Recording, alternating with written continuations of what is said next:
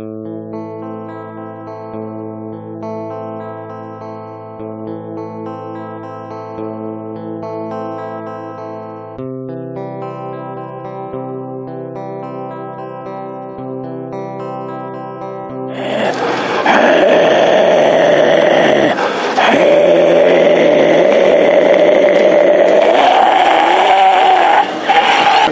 it's all cool.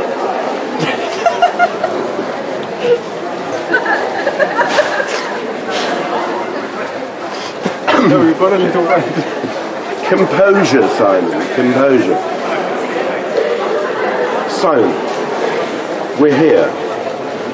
At the counting for the 2015 elections in Essex. Is it all of Essex or is it just... There are two counts going on this evening. On this side of the room we have Harwich and North Essex. Current MP is Sir Bernard Jenkins, who's Conservative. Candidates against him include Edward Carson Brown, who you filmed with in Wimbledon. Yes, and Mark Hughes, which we filmed out in the streets of Harwich. Actually on Market Day. Yeah, on Market Day in chatting to a few people, we chatting to all the different UKIP supporters. And you also did a very interesting interview with Ivan Henderson, former MP. Oh yes, he was the Labour were out on that day as well, so I ended up chatting to Ivan Henderson for a good old 20 minutes, half hour, and he was quite interesting. And that's a fair few hits on YouTube too. Not bad. Not bad going for politics in Harwich. It was pretty good. It was lucky that I found the same day. Yes, it was. It was a good spot. Well, yes, directly, almost over the road from each other, and our studio car in the middle. It was cool. Yeah. What we won't tell the world here is what else we got up to on that day in terms of your art, because we've got to be very respectable and very well behaved, and we're not here talking to you as the pioneering sociotech artist who's already released his first work and will be filming the 12 Days of Zombimus in Harwich. In the middle of summer. Midsummer's Day. Summer solstice. Yep. Tell us about that, Simon. It's the 12 Days of Zombimus, which is going to be the 12 Days of Zombies.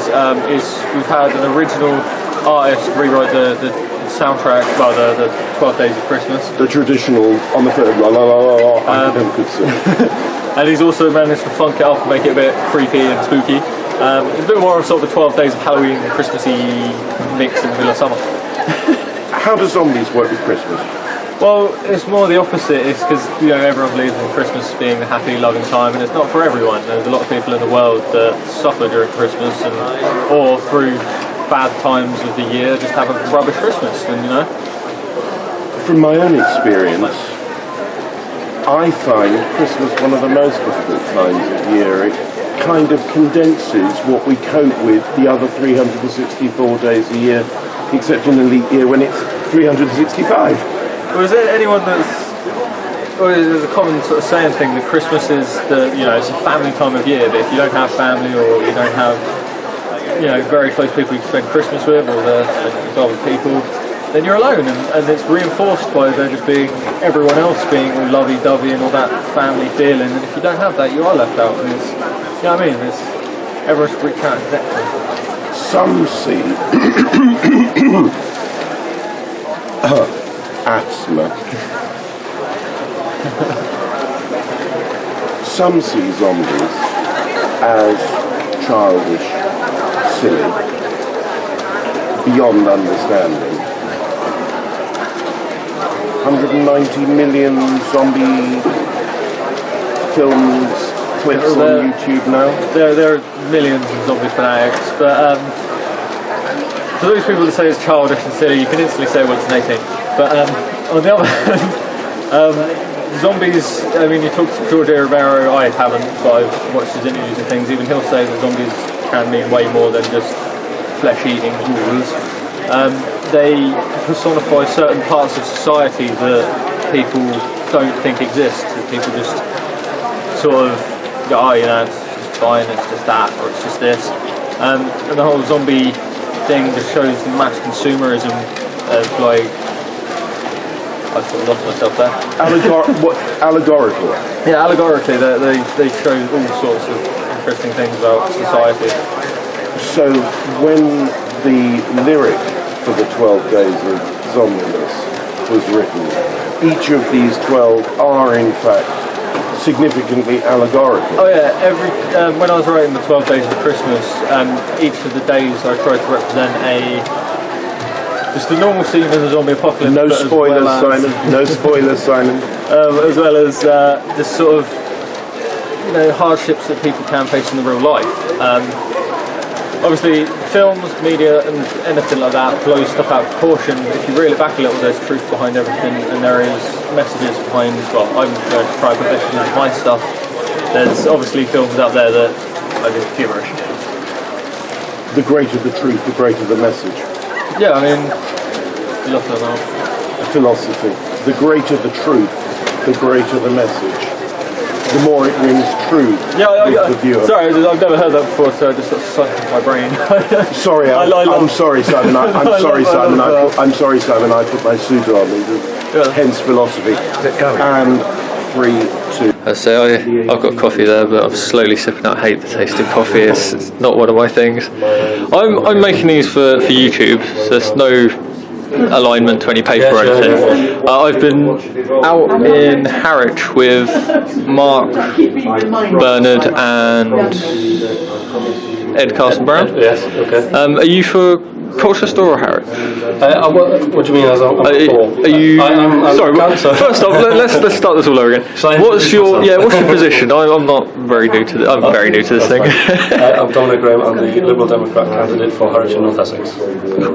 And I'm sorry I didn't send you an email when I was trying to interview Harwich people. No, that's quite all right. So what are you hoping for tonight? Well, we were hoping to give Bernard a bit of a bloody nose to try to put a dent in his majority alongside the other parties. Obviously, Labour and UKIP have got the same ideas. Hopefully, we think we tried to do that.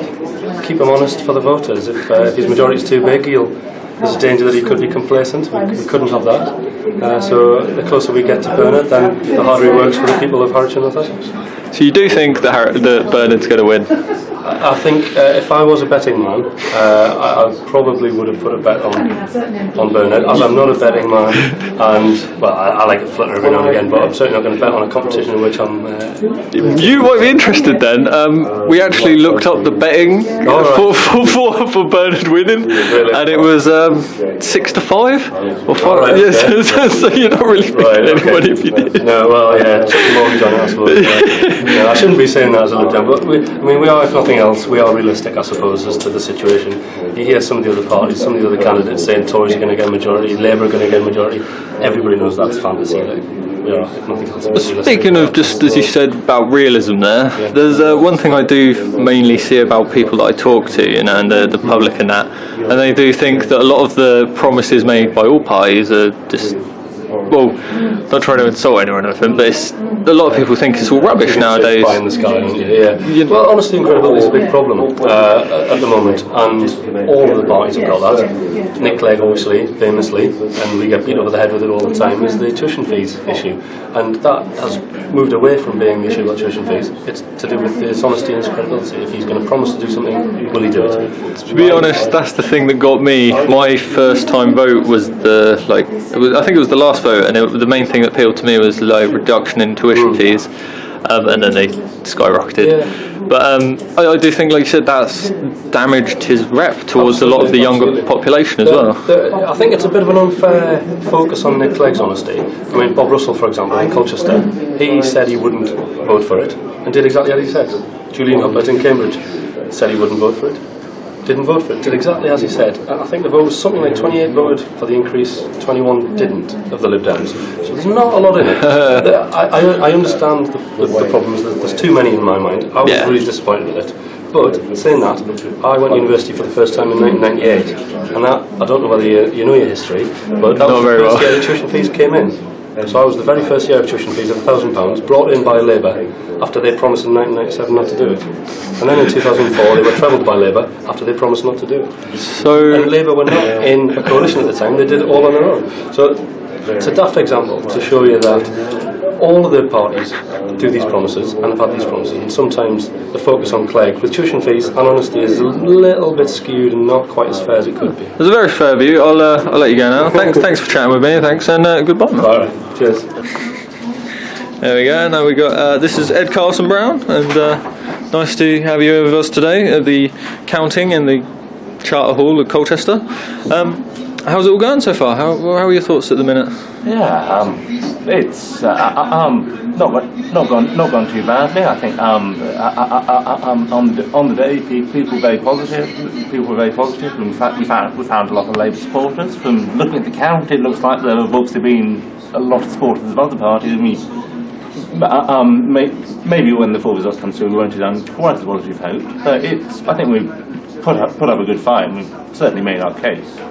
Well, here's the app that wompomm's made for Harwich at the moment. Yeah. If you click on that first one there, where it says Ask, Vote, and Engage, this will take people straight to the voter registration. It's quite a useful little tool, because then that's the government registration page for signing up and that. Making sure everybody's on the electoral register, because we still have problems. I mean, a lot of people have registered, but a lot of people still haven't. Yeah, and there's also people that don't even know that you have to register and stuff, and that's a simple, easy way to do it. And if you scroll down a little there, you find your own little button.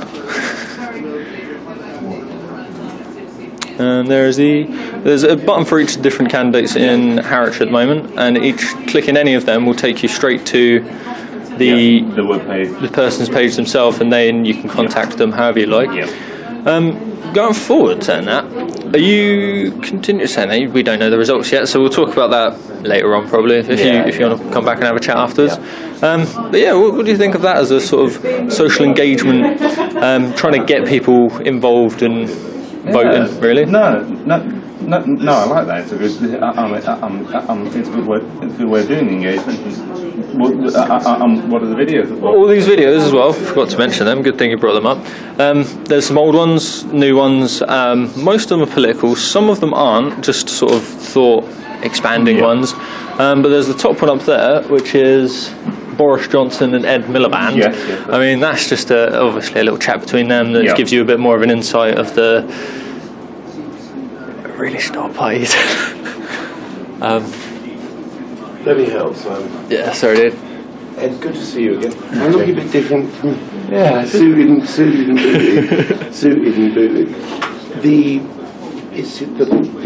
key thing with this app is Simon's going to take this out in challenging areas. Phones, tablets, wherever. The feeling is that politicians appear every 5 years, do everything they can do, kiss sheep, bully sheep, children, and then disappear again. And you want in Harwich, that's not going to happen. This is the first of the community platforms. It's being very well supported in Harwich now. I've been talking to Harwich of all colours about continuing political engagement. Simon and others, town council meetings, so on and so on. I presume you as a candidate, winner or loser, would be entirely supportive as a perpetual conduit, that's a good word at this hour, for this type of for exactly this type of ongoing accessibility. Yes, it's it's not even really a question. It's you need people to vote, and the number of young people who don't vote is worrying. If current trends continue, then. Watching the news tonight, there's a great deal of suggestion that there's been considerable tactical and/or protest voting. Do you approve of protest voting? Well, I think with a lot of protest voting, it's people who don't really feel they have the information to make a choice. So it's not something I do myself. But the problem is that political parties have the responsibility to reach out to people and message effectively. Well, yeah. It's if you'll forgive the slightly old-fashioned vocabulary, sort of educate people in what the parties are about. And educate, entertain, and inform.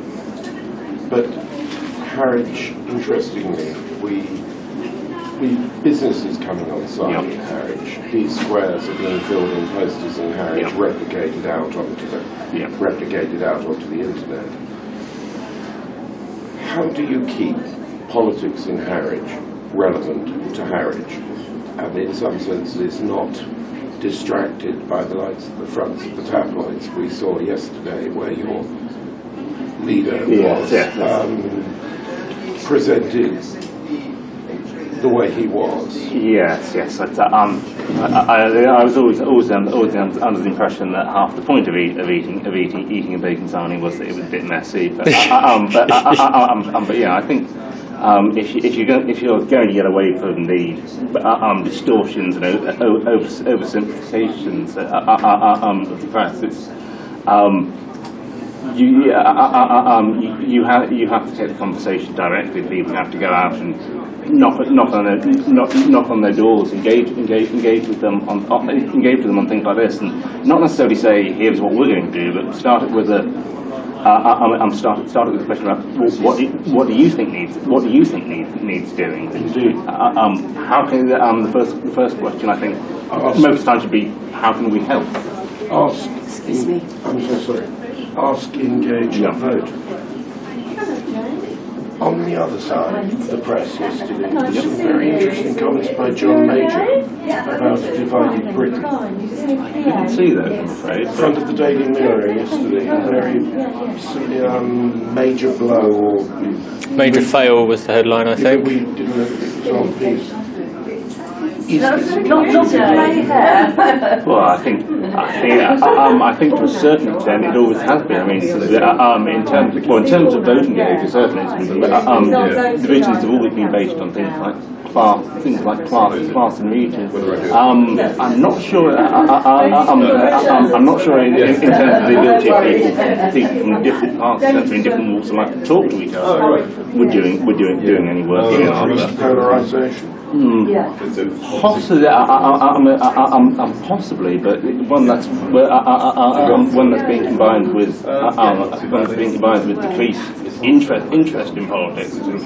Is the polarisation only happening with a small segment of the electorate and an increasingly large segment in the middle which is being alienated by it all? Just lastly, can I please thank you ever so much for the time you spent with Simon when you were out in Wivenhoe. It was an interesting film. We were most amused when we cut and chopped it that you described writing an app for a pothole app that should have worked, that government couldn't make work. Yes, and can't promote properly. You're going on after tonight to do what? Where are you headed on? Well, I think it's what I've spent most of the past 18 months devoting quite a lot of my free time to campaigning, and I think I would like to have a bit of that free time for myself. So I'll probably step back to active politics for a couple of years. But I mean, I'm still young. It's maybe later on I'll come back a bit older and wiser, and I'll still be involved in a low-key way. But I think it's to be. I think, speaking as one who stands this side of the table, not yours, I think it was said it's to be a candidate standing and of whatever colour, to be prepared to stand is to be admired. And I do very much appreciate your help and support along the way with the films we've been making in Harwich, and more generally the connectivity ideas that we've been talking to you guys about. Thank you very much for reaching out to me. Appreciated. Thank you, Evan. Thanks a lot. Live long and prosper. You too. So, thanks very much from me, man. Thanks for giving me the opportunity. Alright. There we are. Suburban, it's great to see you. People believe politicians appear for 5 years, every 5 years for elections. In Harwich, we've made this different. The connection app is now on. We have touch buttons on screens that allows the individual to connect the politician of any colour for the next 5 years. Very good. Is this would be endorsed by this would this connectivity would be endorsed? I think anything that makes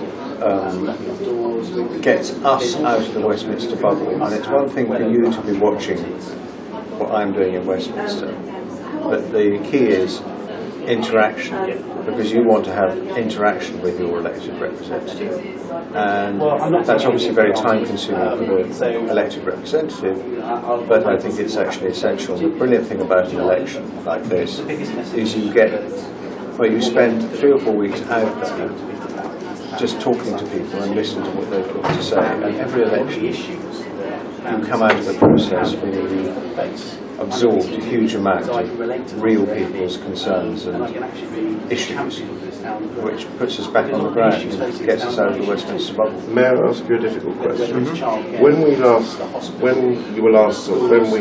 had you on film, you made reference to John Major. I wondered how you felt about his comments about a divided Britain on the tabloids close yesterday.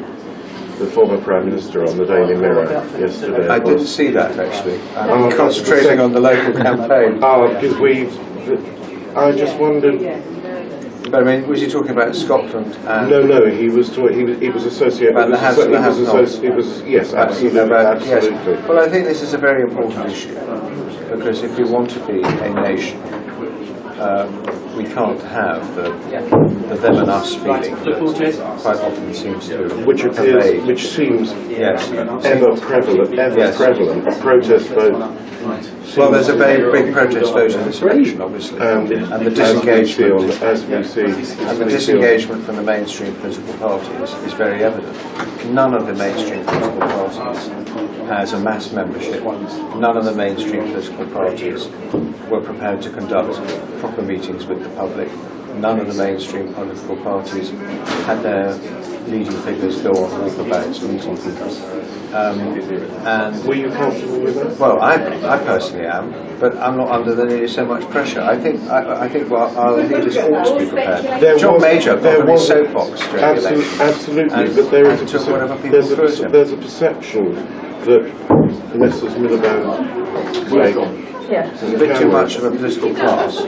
We're operating in sealed. We're operating in sealed units. Not good. To be improved. To be improved. And in fact, I don't know what percentage share of vote we're going to get in this election. But in 1950, it's worth the two main parties got 95% of the vote.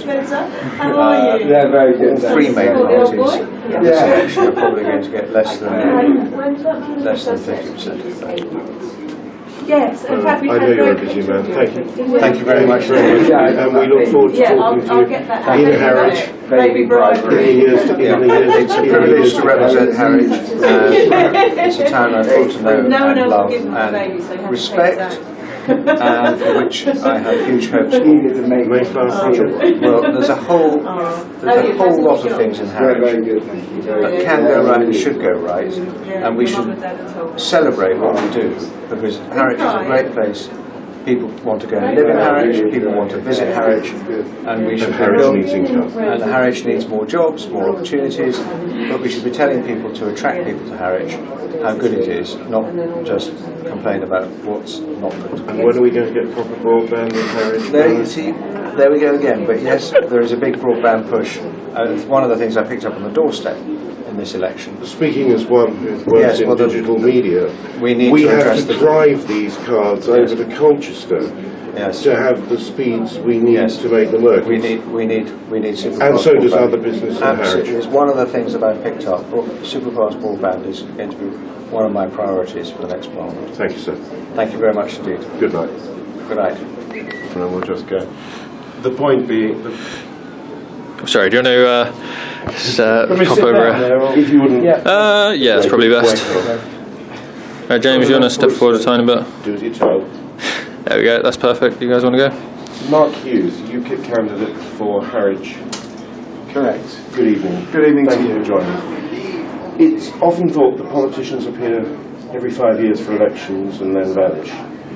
When you and I spoke previously, you indicated you intended to return to Harwich to have another go in 5 years' time. Indeed, I would like to think that's the case. If my association will have me, I think that this evening we will make a strong play to be the challenger for the seat. So I think if we finish second, it's all to play for.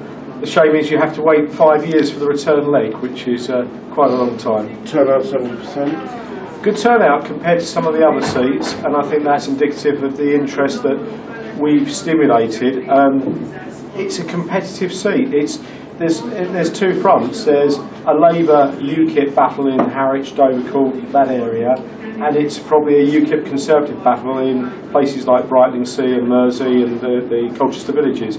So it is. I do feel we're fighting on two fronts, but that's probably why I mean, it's yet to be confirmed. We've got a strong showing, definitely, and I'd like to think that we've come out second this evening.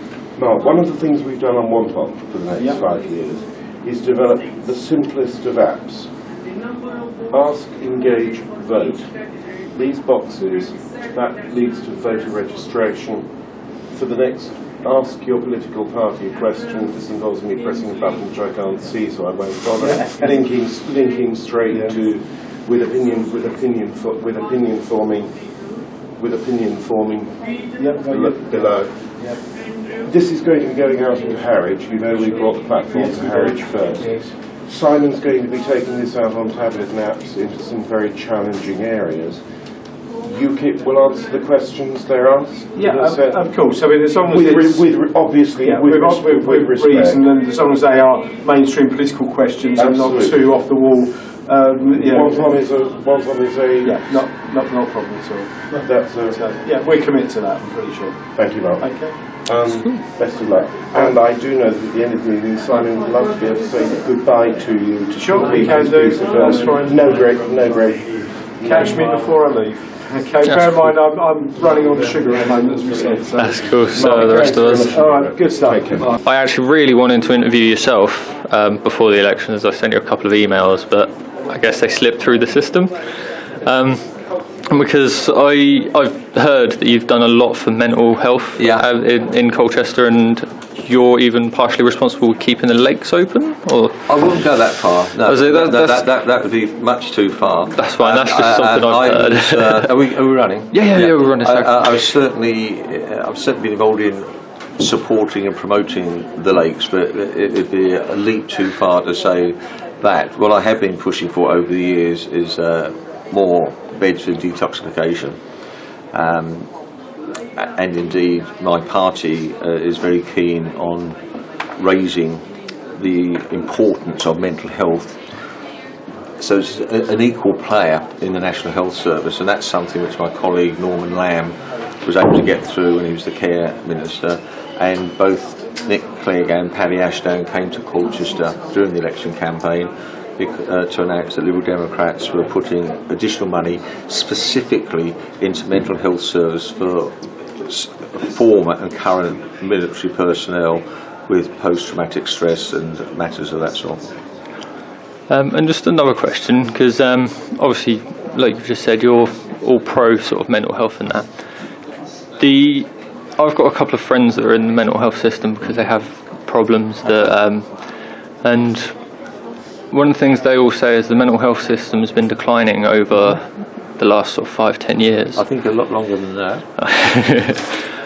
But do you think that's, well, I'm assuming you think it is wrong. That's thing. why Liberal Democrats in government and now obviously in opposition will continue to promote and argue the case that mental health needs to be given a higher attention within the National Health Service, and I believe that is what we did in government. Sure, sir. We've got to sort of close this off. Thanks for having a chat with me. Thanks, Sam. Thanks, Rob Russell. I wish I could have got you earlier. Okay. Declaration of result of the poll. Election of a Member of Parliament for Colchester on Thursday, 7th of May 2015. I, Adrian Pritchard, being the acting returning officer at the above election, do hereby give notice that the number of votes recorded for each candidate at the said election is as follows. Mark George Gocher, Green Party, 2,499. Jordan Alexander Newell, Labour Party, 7,852. John Pitts, UK Independence Party, 5,870.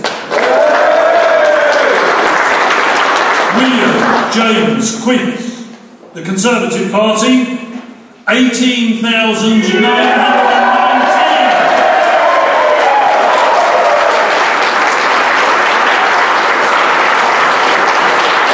Robert Edward Russell, Liberal Democrats, 13,344.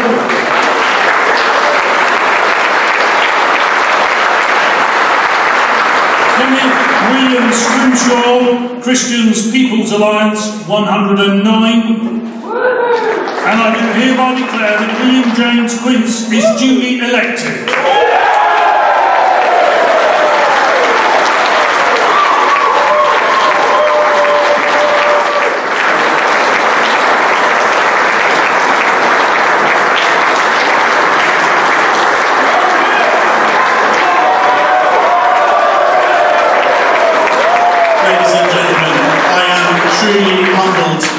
By this result.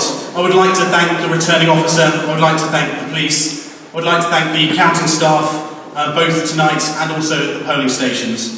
I'd like to thank Tom, my campaign manager, and all of the hundreds of volunteers who have made today possible. I'd like to particularly thank my wife and family. We've had a particularly tough year, and I couldn't have done it without you. Thank you, Eleanor. I would like to thank, most importantly of all, the people of Colchester for giving me this great honour. And I would like to pay tribute to Sir Bob Russell for his decades of public service to this constituency, and I wish him well for the future.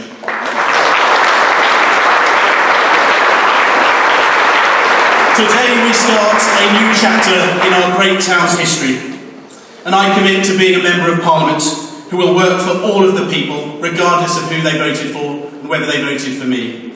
The hard work starts today. Thank you very much.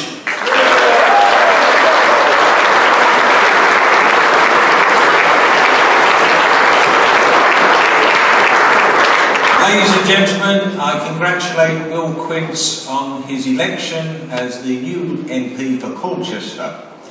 I wish him well. I've had 18 wonderful years. I've likened myself to a park footballer who ended up in the Premiership. I was swept in on a national tide and stuck there for 4 general elections, and I've been swept out on a national tide. I'd like to pay tribute to my wife and family for all their support over the years, my office staff who have been absolutely brilliant and fantastic throughout those 18 years, and also all my colleagues who have been part of the campaign team for this general election.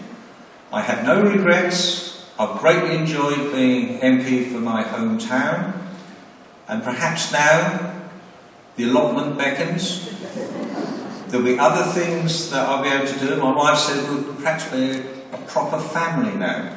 So anyway, I do congratulate Will. He's going to have a very demanding time, I know that, but I have every confidence that he has youth on his side and that he will be different, that's inevitable, but I wish him well and I wish Colchester well, and I thank all those residents who over the years have supported me and those who supported me in this year's general election, and I hope the town continues to prosper. Once again, I congratulate Will Quince and I join him in thanking those who made this election possible. Thank you very much indeed. Hello, we'll just get your name on camera there. Yeah, I'm John Pitts of the UK Independence Party, the candidate for the Colchester constituency. Now, you didn't. You're not the. Oh, sorry, that's a terrible speech. How do you feel about the results today? And well, I think along with most people in UKIP, have been affected by the SNP factor and the Tory scare tactics, quite honestly. But I think it's a symptom of a failed electoral system we've got, where it's built for two-party politics, and we now have 5- and 6-party politics. And the fact that UKIP have got so many very good second and third places, and a reasonable result in this case, I think goes to show that we now need an electoral system that reflects the wide range of parties there are. The current one clearly doesn't. It's interesting you say that, because I've talked to a lot of people on the run-up to this and been talking to the public and that, and a lot of them do think that, well, there's the whole tactical vote now, that, oh, I don't want this person to get in. I believe in these people, but I'm not going to vote for them because they're not going to get in. That's not really democracy, though, is it? No. Well, that's a symptom of the electoral system we have. You know, if you have a fair electoral system where every vote counts, tactical voting, there's no point in it. Like you say, people aren't voting for what they want and believe in. They're voting for the one they hate the least rather than the one they want the most. It's gone on for a long time, but I think it's reaching a pitch now where realistically it's become unviable. And I think a form of proportional representation, and don't forget there are as many different forms of it as there are countries that have it, but a form of proportional representation I think is inevitable now. Thank you very much for that little news. Lovely. Hope to. Thank you ever so much. Wrong hands. Are you going to run again in future, or? We'll see. 5 years away. A lot can happen in 5 years. Who knows? Well, good luck if you run again. If not, good luck on whatever you try to do. Thank you. Have a good one. Okay. Declaration of result of poll. Election of a Member of Parliament for Harwich and North Essex on Thursday, 7th of May 2015.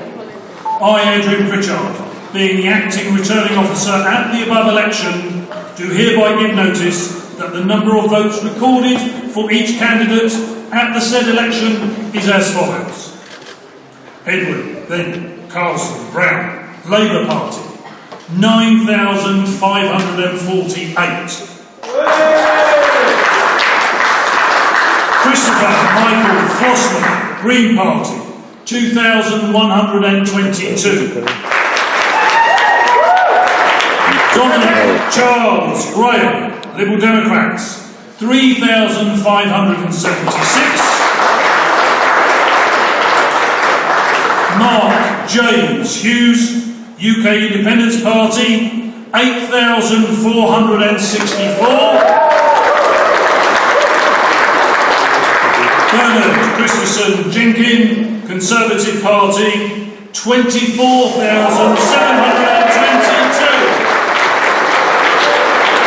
And I do hereby declare that Bernard Christensen Jenkin is duly elected.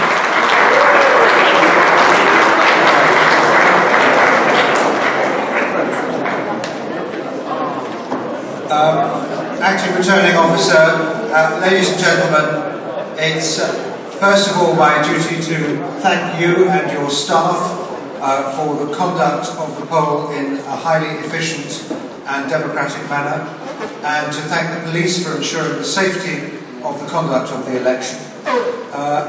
It is also my pleasure to thank all those who campaigned and worked in my campaign, particularly to Jim Musk, who has been a fantastic support and agent throughout and has contributed so much to the success of this election.